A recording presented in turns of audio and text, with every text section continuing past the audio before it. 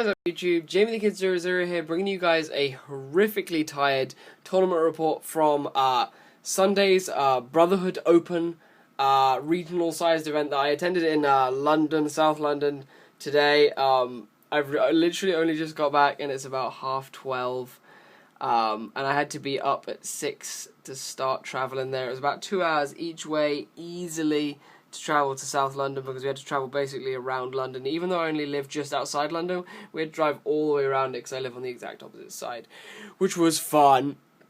But as some of you will have seen on Olympia Yo's channel, because I got the feature match, I did decide to play H.A.T. While some of you will have thought I was playing things in the nature of Burning Abyss or something else from the new set, I did decide to go with the more consistent list because I had been testing Burning Abyss. Burning Abyss was my biggest choice. It was my most popular choice going into the event, but I took it to the locals on Saturday and it absolutely tanked. Like, it got me dead draws quite a lot. The hands were fairly inconsistent. Games I did win were going very long because I had to play out of quite bad hands. So I figured if I was going to be going into a 7-round event, I did not want to lose to those bad hands. I wanted to lose to game states rather than poor hands. I then started turning my attention to other degenerate things like Prophecy and Infernity, but they still had the same losing condition of they will just lose to bad hands, not to actual game states. So I decided I was going to go with what is, in my opinion, the most consistent deck of the format and still a very strong contender, and that is H.A.T. I think H.A.T. is a very strong deck. A friend of mine who played an identical main deck to this actually gave me the list. We played an identical main deck, 2-card different extra and 1-card different side deck, and I'm pretty certain I wouldn't change a thing except for a card in the extra deck, simply because I didn't have one. So without much further ado, I'm going to get into the list, and after this I will talk about my kind of experience and my games if I have enough energy, but I am so exhausted. So we're kind of gonna move through this semi quickly. You've seen a lot of H.A.T, but there are a few reasonings I should probably give. So we're playing triple Mimelio. Mimelio is just so strong. I didn't open it as much as I want, but I mean, Mimelio is a thing. We actually played triple Dioneer. The Dioneer mentality was simply because so many people play in a very paranoid manner against H.A.T. So this card is never truly dead because of the simple ability to draw it and set it, especially when your opponent already has the knowledge that you're playing H.A.T. Setting this immediately telegraphs a hand, so your opponent is either not going to attack it or they're going to make bad plays into things like Dweller and then kill this, and it's not a problem. And then the moment you've actually used one of these, it's engrave and set up for another one of these. Against some of the big pushy decks like Shadol's and some of the other sillier decks that were doing the rounds, the ability to recycle the trap holes was really important throughout the day, especially now that time-space trap hole is a thing, which is the only trap hole, I believe, besides Deep Dark Trap Hole, which was sided, that can deal with the Shadow. It's the best trap hole I have against Shadow in the main deck, because it can deal with the Winder. So the ability to cycle that card with Dioneer is really strong. Also, we tested a Satella build that, instead of playing this engine, played 3 Deneb and 3 Altair. And the way we considered it was basically they each clog just as much as the other, but we'd rather be playing the Traptrix engine because the Traptrix engine plays around bottomless. You can still attack if you use the Traptrix engine, and it takes a back row away. Yes, it doesn't search for another Traptrix like you know, Altair Deneb does, but this was in my opinion a very strong pick. I really supported the idea of the triple when I actually did start testing it. So I definitely didn't think it was a bad thing. I often sided out 1, depending on like if I had space issues or if there had been clogging. But definitely 2 was very strong. 3 was something that I did not dislike, because there were so many situations where this was just chilling in defense mode for ages and people were calling it a hand, and it really wasn't. Speaking of the hands, I did play 3 copies of Fire Hand, and the infamous Ice Hand, which you will see in Game 2 of my feature match, is basically just the winning card. It was just like swing, Ice Hand beats all day, every day. And then the only other 2 monsters I played were 2 Artifact Morale Tech. You already know my logic on double Artifact Morale Tech compared to triple, simply to avoid drawing it. And the fact that you should be able to cycle this with Emerald, like if you play the game correctly, you should be able to cycle this with Emerald, so your Sanctums aren't going to be that dead. And I mean, they just chill on your back row anyway, so if your opponent E-Knights you or Mimelios it, like, you're going to be getting value out of those Sanctums, so they're never that bad. And I main deck 2 Maxi. Again, this list was given to me but I can explain the logic behind most of it, simply because there were so many more push-based decks at the event. It was also a much more undefined meta game, so the Maxis were going to be very strong. Also, Infernity won the World Championships, so Maxi was just going to be very important as a possible solution to that Game 1 situation. For the spells, I played one Dark Hole. I felt this was still going to be very, very important in clearing boards, so I really liked it. One Book of Moon, a very important disruption card, and an Out to the Window. We actually went from 2 to 3 Forbidden Lance, simply because the hands were so damn important, and there's also some really important math that this card computes that my friend probably wouldn't want me sharing with you guys, so I probably shouldn't say it. But this card just puts in a lot of work in with the meta right now. It's very relevant again with certain attack point measurements. That's all I can really say on the matter. And then the last spells I played were 3 Pot of Duality. I really wanted to play 3 Upstart Goblin, but there was nothing I really wanted to cut. And I felt that Duality was a lot stronger, because Duality basically gets you what you want, whereas Upstart Goblin is a lot more undefined. So the Triple Duality was really strong. I often had multiples though. There was a game, my actual Shadow loss, my second loss, my first loss was to opening 3 of this. So that was fun. But what are you going to do, bro? And then we have a whole bunch of traps. These gold PCs were lovely as well. If you look at the feature match, they look gorgeous. So we're going to start the trap lineup off with Triple Artifact Sanctum. You have to play this. This card is so silly at disrupting plays. It's so important. It's a little bit lackluster against Shadows, simply because the Morale Attack is going to be can't kill Window, and it's going to be triggering this. It's going to be triggering all their effects. So it's kind of painful in that matchup, but it is what it is. I went back to 2 Prison. We went back to 2 Prison when we had originally started cutting them, simply because of the Window. Like, there was a huge fear of Window just because she's such a wall and a decent stick anyway. And of course, there are outs to the hands in the mirror. I never played any mirror, which was actually kind of surprising. There were hardly any people playing Hat, which is crazy. I then played Double Call. It's too important with Mimelio's hands. Morale attacks, like the only bad monster to revive with this is Maxi, so it's pretty sick. We went to 2 Breakthrough instead of the Fiendish Chains, simply because of the Window. Like, it's that simple. Just because your hands can then kill the Window in your turn.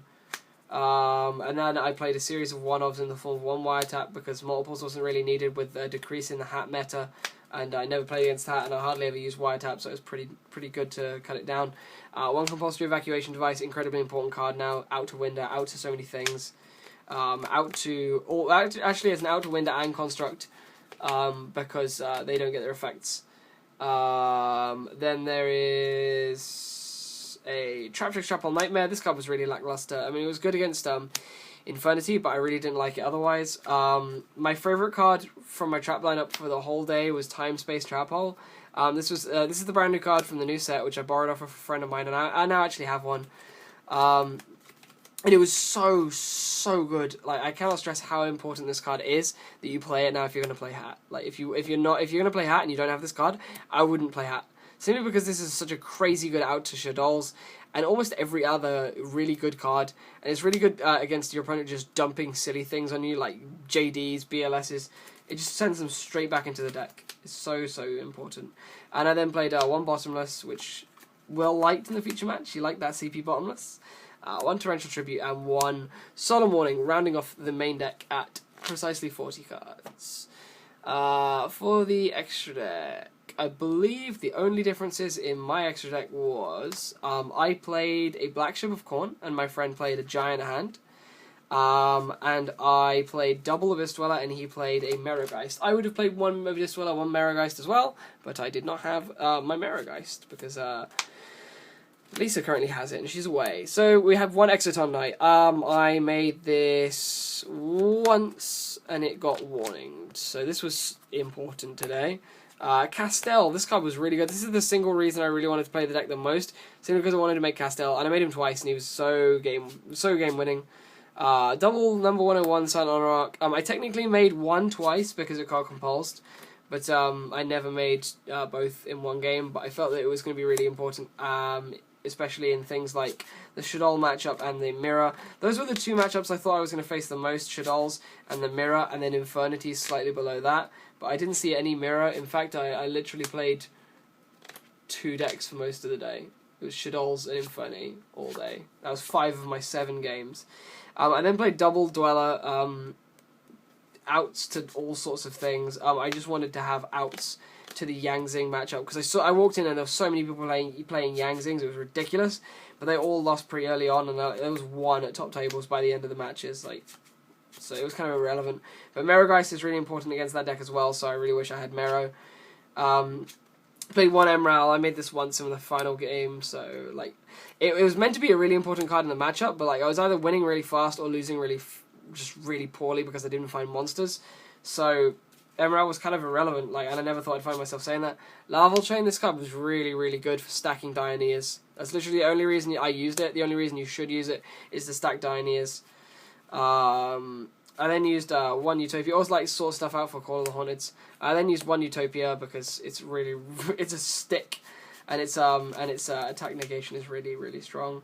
I played number 103 Ragnar Zero. This was actually my pick for Dante. So it basically says, okay, mill cards, your Dante's dying. So it's crazy. I'm just gonna close my Facebook down for a moment because I'm getting messages. I'm sat in front of my computer. And then I played 1 Rhapsody and Berserk Lightsworn matchup, other degenerate matchups like Dark Worlds and things like that, just in case. And I then played 3 damage / game stealer cards. I played 1 Gagaga Cowboy, which I never made, 1 number 82 Heartland Draco, which won me my feature match, and 1 number 50 Black Ship of Corn, because I wanted this to be another out to the hands, but sadly I never played a deck that was playing hands.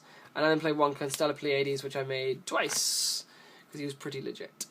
Then for the side deck, the 1 card difference in the side was, I believe, I played Malevolent Catastrophe, and my friend played a Grand Mole. But for the side, I played double DD Crow because I didn't want to lose to Infernity. But sadly, the one Infernity one of the Infernity matches I played, I sided in 8 cards, and I didn't see any of them, so yay. 1 Maxi, because it's the 3rd Maxi. This was for Infernity. And other just push decks. This one's straight in against Burning Abyss because all their special summons activate in Hand and form Chain, so that's pretty cool. Triple Soul Release because I was not losing to Lightsworn. There was no way I was going to get sacked by Lightsworn, but I never played Lightsworn. 3 Space Typhoon for the mirror and for any kind of shutout cards. Again, it was a card I didn't really see very much, so it is what it is. 2 Shadow Mirror for just the meta was predominantly dark types. Infernity, Burning Abyss, and Shadows were 3 very, very, very popular decks. So Shadow Mirror was a no-brainer. I really should have been playing 3, but such is life. I then played double Deep Dark Trackhole. This card is so good against Shadows, so I absolutely love that. It's good against the degenerate Lightsworn matchup and Dark World and things like that. 1 Acid Trap Hole for Gear, and I actually side this in the mirror because you can use this You can use this at Chainlink 2 and higher to make hands miss timing, and 1 Clutch Malevolent Catastrophe for the control match. But I never played a control match except for Infernity, which wouldn't run into this. So this wasn't in the deck. This didn't see any play. But yeah, guys, that brings me to about the end of this. I came 15th. I'm going to pop back on Facebook and tell you guys my matchups. I came 15th. I went X2 over 7 rounds. In the first round, I played against Shadows. I'd never actually read a Shadow card yet. I just knew Window was a really good card. So I basically played that matchup as I went along and sacked my way out of it in time by drawing the Dark Hole for his established board. He was then forced to Soul Charge, and I then, for my turn, drew a Sanctum, set it. He didn't have another normal summonable monster, so he'd Soul Charged for 2. He attacked with 1. I Sanctumed, killed the other one, and then all he could do was attack into the monster, and I won because I was up on life. The next game I played against Infernity. Game 1, he grind kills me by opening Master Key Beetle and 3 back row. Game 2, I grind kill him. It's basically just what Hat does. And then game 3, he makes an odd play and tries to set up an obvious Necromancer in his hand by setting up a Stygian Street Patrol and an Archfiend in his grave with a very a flimsy-ish board of Monk and Laval Chain. So the moment he special summons the Necromancer, I make her read there's a Necromancer. I take the chance that it's not an Archfiend, and I don't banish the the Stygian Street Patrol, and then the Necromancer comes down, he activates the Necromancer, I crow the Archfiend, and he basically loses because he only has Lavalval Chain, Necro, and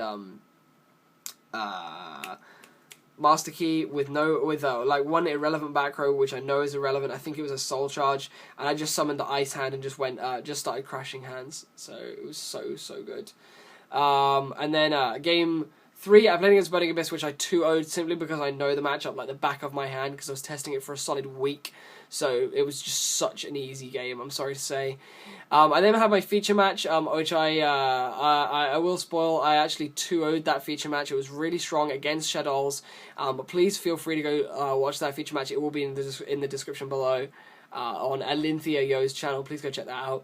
My next game was against the third Shadow deck of the event. 3 and 5 of my games so far were against Shadows. I lose game 1 because he has a very strong opening. I grind game 2, and then game 3 he top decks like I have outs to some of his board, but I only have one relevant trap, which is Time Space. I play Time Space really correctly in my opinion, and I find out he top decked a BLS for his turn, so I just lose because the BLS allows him to push through for game. And it was kind of a bit of a bollocks game because like I just didn't have anything, but it is what it is. I then lose to Infernity in the next game, which puts me completely out of the event, which got me even more salty, simply because he just had the wombo combo games 1 and 2, and game 2 I just did not. I got Exciton Knighted because I had to set up a board because otherwise I get wombo comboed again.